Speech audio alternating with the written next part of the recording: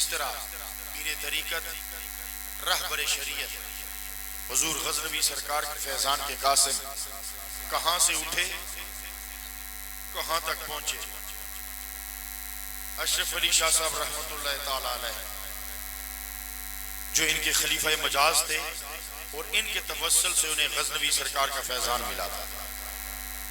उनकी वफात के बाद याद रखें कि ये मर्तबे के मनासब इनकी मयार आज मुझे खुशी हुई है कि किबला शाह साहब के भाई भी बैठे हुए जो सादात घराने के चश्म चराग हैं और उनके भाई हैं, मगर खिलाफत के लिए नवाज साहब को चुनकर उन्होंने बता दिया है कि यहाँ नस्ब और मिल्कियत नहीं देखी जाती, यहाँ खिदमत और खुलूस देखा जाता है।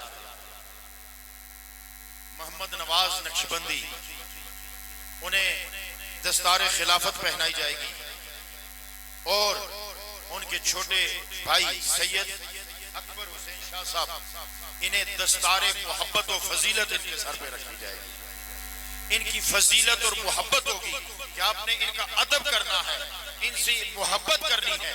और आस्ताने के मामलात में खलीफा नवाज साहब, खलीफा पीर तरीक़त हजरत पीर मोहम्मद बशीर साहब, इनकी मुशावरत, मियाँ बगदाद साहब की मुशावरत और मेरी मुशावरत और आप लोगों की मुशावरत के साथ इन्हें आस्ताना आलिया नहरिया शरीफ ख्वाजा गज़नवी सरकार के फैज़ान से और सालकाबाद शरीफ के तहत ये निज़ाम चलेगा और ये उसके तहत ही चलता रहेगा तो फूलता फलता रहेगा।